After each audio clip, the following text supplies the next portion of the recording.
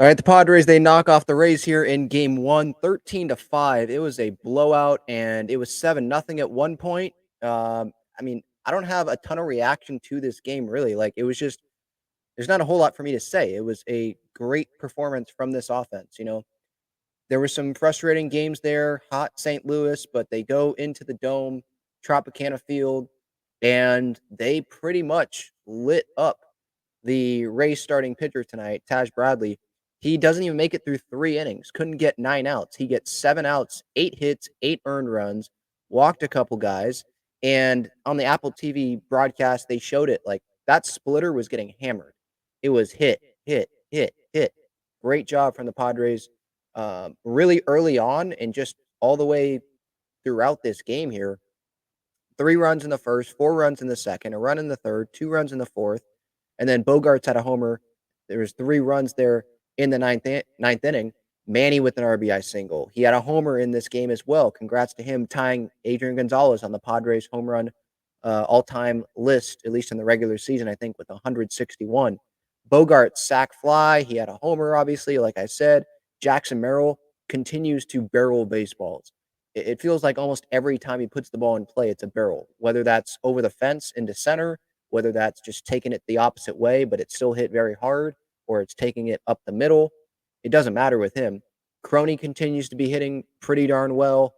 And yeah, again, it was 7-0, and the Rays hadn't even had their second time up yet in this game. There's questions like, hey, is Martin Perez, are we worried about Martin Perez? Because he had 3 good starts, and then after that, it hasn't been the same. And for me, I'm not worried about it. Like today, he gave up 4 earned runs, 7 hits. It was not his prettiest outing, no doubt. He still gave up a homer as well. But in 4 of the 5 innings, he didn't allow any runs. So I think that's important to note. It was that one bad inning there that really got him. But also, we have to have realistic expectations for Martin Perez. He came in as a guy that wasn't doing that great with the Pirates. He comes in, and I think we had higher expectations because of his first 3 outings. But he comes in, does that, and so maybe we're expecting him to continue doing that. But he's also, not the 5th starter on this team because Darvish is going to come back. Perez is not actually the 5th starter. He's the 5th starter now, and I think he's done a good job. His job, he comes in here, his job is not to be a big impactful player for the Padres in the postseason.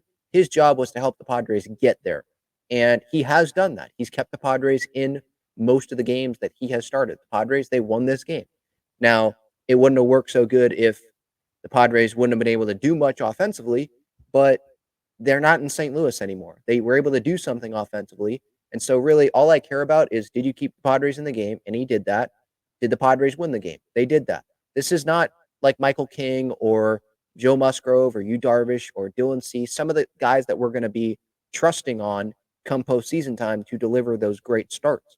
If that was the case, then sure, we can have that discussion. But with Perez, I think we got to have realistic expectations.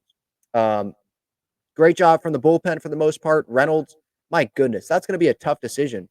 At least the good thing is that it's September, so rosters will expand. They can add another reliever, I believe, because there's no one in that bullpen that you want to take off the roster, right? So are they going to keep Kolek on the IL, Wandy on the IL? Wandy is, I believe, making a rehab appearance. So I wonder what that bullpen is going to look like.